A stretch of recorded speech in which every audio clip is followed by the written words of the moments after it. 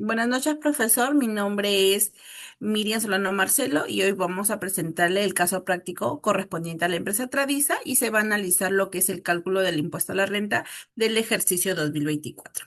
Durante el 2024, la empresa tuvo ingresos de 6.732.603 y un costo de venta de 3.918.000, generando una utilidad bruta de 2.814.603. Luego se registraron gastos administrativos y gastos de venta, obteniendo una utilidad antes de impuesto de 434.068.48. La utilidad antes de impuestos a la renta es de el mismo monto, 434.068.48.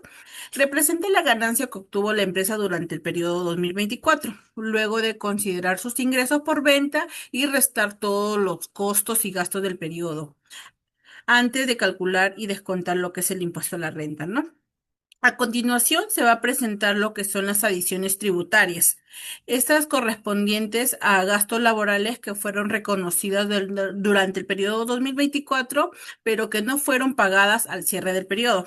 De acuerdo al artículo 37 del impuesto a la renta y su reglamento, dichos gastos solo son deducibles cuando se efectúa el pago pero no se deben, pero luego se deben adicionar para lo que es la determinación del impuesto a la renta. Acá tenemos lo que son las remuneraciones de diciembre que no fueron pagadas, las CTS de noviembre y diciembre que tampoco están canceladas, las vacaciones del periodo que tampoco han sido pagadas y las participaciones, ¿no? En el caso de las deducciones tributarias corresponden a los gastos y beneficios que son aceptados por la normativa vigente, ya sean porque han sido efectivamente pagadas o porque constituyen incentivos previstos a la ley del impuesto a la renta, ¿no? Estos importes se restan para la determinación de dicho impuesto. Luego de realizar lo que son las adiciones y deducciones, el resultado del ejercicio se obtiene la renta neta imponible para los efectos del impuesto a la renta, ¿no? El cual asciende a 545.544.76. Este monto representa la base final sobre la cual se calcula el descuento del impuesto a la renta, ¿no? El impuesto a la renta se obtiene 160.935.71. El porcentaje es del 29.5%. Eh, Luego le vamos a presentar lo que son los cálculos del impuesto a la renta, ¿no? Acá tenemos lo que es la base tributaria y la base contable.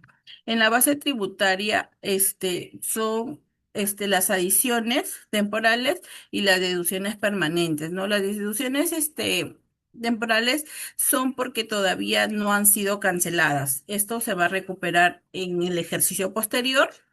El impuesto a la renta es de 29, el porcentaje es del 29.5%, obteniendo 160.934.71. En la base contable, el impuesto a la renta sería de 93.298.91 y el impuesto diferido sería de 67.636.80. Un poquito bajo, ¿no? Acá tenemos lo que son el registro contable, ¿no? Vamos a utilizar lo que es la cuenta 8811, impuesto a la ganancia, por el monto de 160.935 y tenemos lo que es el impuesto diferido de 67.636.80. Este impuesto se va a recuperar en años posteriores y también vamos a utilizar lo que es la cuenta 88211, que son el impuesto a las ganancias diferidas por el mismo monto, ¿no? De 67.636.80 y la cuenta 40171, ¿no? Que es la renta de tercera categoría por el monto de 160.935.71. Gracias.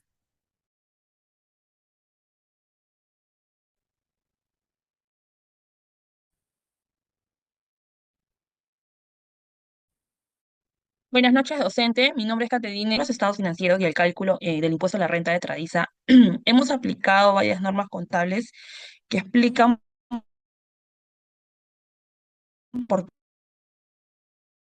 qué se ciertos conceptos se reconocen como gastos contables, ¿no? Como la NIT 1 de presentación de estados financieros.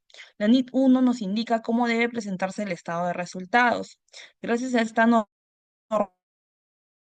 Tradiza reconoce sus ingresos, no necesariamente cuándo se pagan. Esto explica por qué en el estado de resultados aparecen gastos por remuneraciones, CTS y vacaciones, aunque no hayan sido cancelados aún. Segundo, tenemos la NI 19, de beneficios a los empleados. La NI 19 regula cómo deben reconocerse contablemente las obligaciones laborales, incluso si todavía no se pagan. Por eso, en el caso, se reconocen como gasto de vengado las remuneraciones no pagadas, CTS no pagadas y vacaciones pendientes. Esta norma justifica el gasto contable, sin embargo, tributariamente estos conceptos deben adicionarse. Tercero, tenemos la NIT 12, impuesto a las ganancias. La NIT 12 explica la diferencia entre impuesto corriente e impuesto diferido. En Tradiza, los gastos laborales de vengados generan diferencias temporales, porque contablemente son gastos, pero tributariamente solo son deducibles cuando se pagan, ¿no? Por eso se reconoce un activo por impuesto diferido. Por último, tenemos la NIT 10 de hechos ocurridos después del periodo sobre el que se informa. La NIT 10 indica cuándo un hecho posterior debe ajustarse o solo revelarse. Esto es relevante porque si las obligaciones laborales se pagaran después del cierre, pero antes de emitir los estados financieros, podrían afectar la determinación del impuesto. Bueno, en conclusión, estas normas garantizan que la información financiera de Tradiza sea fiable, comparable y preparada de acuerdo con estándares internacionales. Además, permiten explicar por qué existe una diferencia entre el resultado contable y la renta imponible, lo que finalmente da origen al impuesto corriente y al impuesto diferido. Buenas noches, profesor. Mi nombre es Alan Evangelista. Bueno, para continuar, con respecto al análisis al resultado contable bajo las NIF, la empresa Traisa tiene una utilidad antes del impuesto de 434.068.48. Esto calculado según la NIT 1 y el principio del devengo. Sin embargo, para determinar el impuesto a la renta, la ley exige realizar una conciliación tributaria, de acuerdo al artículo 33 del reglamento de la ley de impuesto a la renta, ajustando así el resultado contable mediante las adiciones y deducciones que permiten llegar a una renta neta imponible.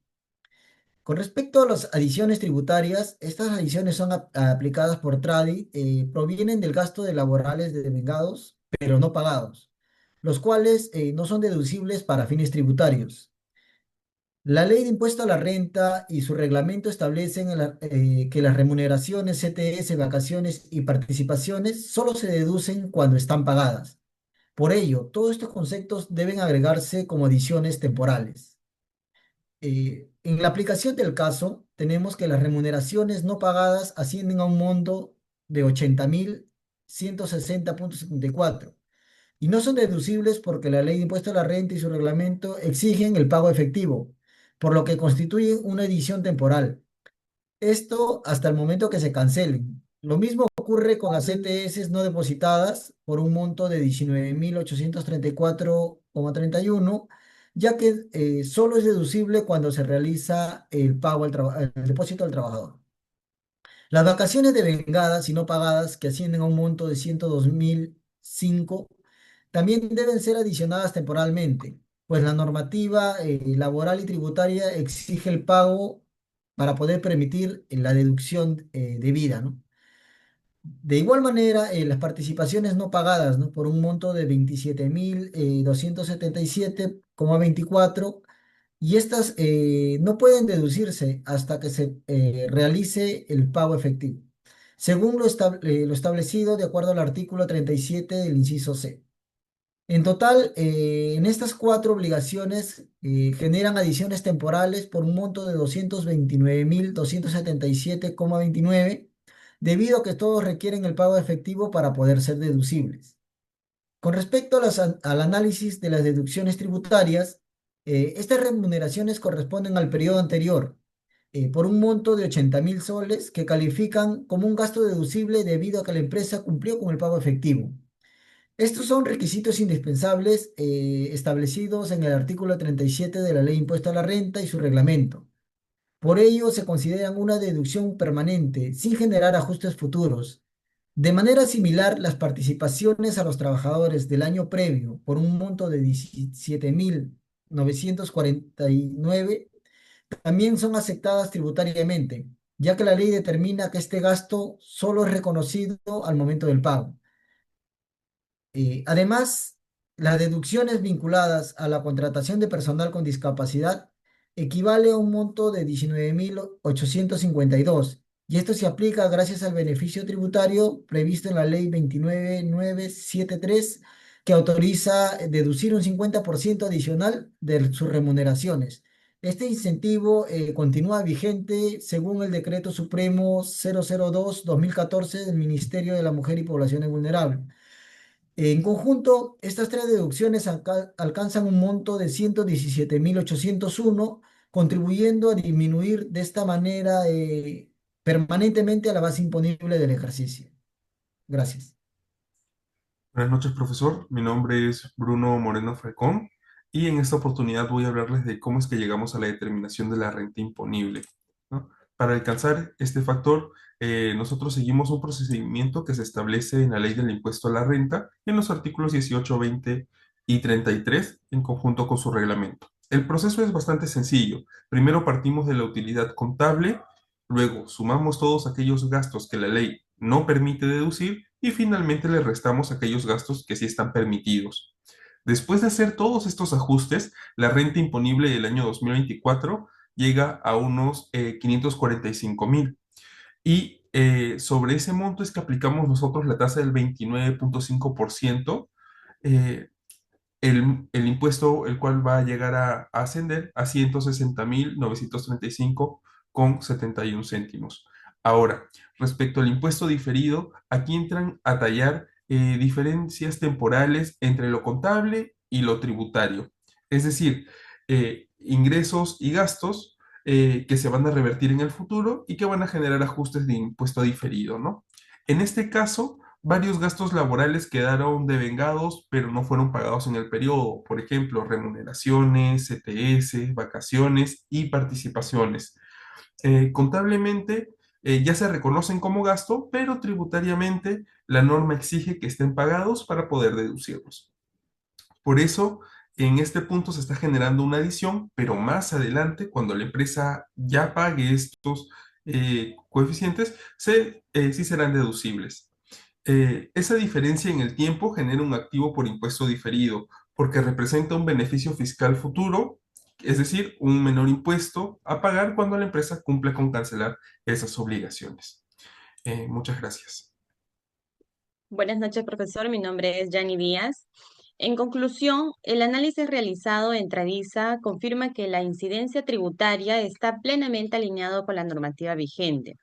La ley del impuesto a la renta y su reglamento establecen que los gastos laborales solo son deducibles cuando cumplen con el principio de causalidad y además han sido devengados y efectivamente pagados en el ejercicio correspondiente. Este marco se complementa con la ley 29973, los criterios de SUNAT y la NIC 12, que respaldan la correcta interpretación del tratamiento tributario y contable. Al considerar todas estas normas, llegamos a una conclusión clara, que son los gastos laborales impagas generan diferencias temporales deducibles, lo que implica reconocer un activo por impuesto diferido, cuya deducción se materializará en ejercicios futuros. Durante el informe realizamos casos prácticos que nos permitieron aplicar también lo que es la normativa directamente sobre los estados financieros de las NIF. En esos ejercicios trabajamos en el cálculo del impuesto a la renta, sus agregados y deducciones, y analizamos cómo las normas contables, tanto que lo que son los activos como los pasivos, ¿no? Y además de ingresos y gastos, impactan en la determinación tributaria. Además, esto nos permitió comprobar que la aplicación de las NIF no solo asegura transparencia y comparabilidad, sino que también tiene un efecto directo en la determinación del impuesto a la renta y la presentación fiel de los estados financieros. Gracias.